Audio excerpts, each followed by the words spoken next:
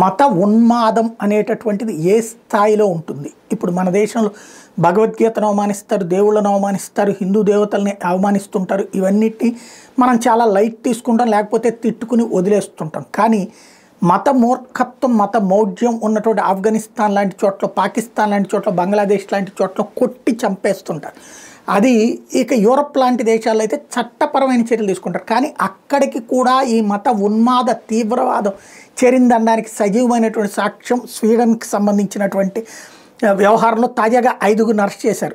ఎందుకని అంటే సాల్వన్ మోమికా అనే అమ్మాయిని చంపుతా లైవ్ ఇచ్చారు.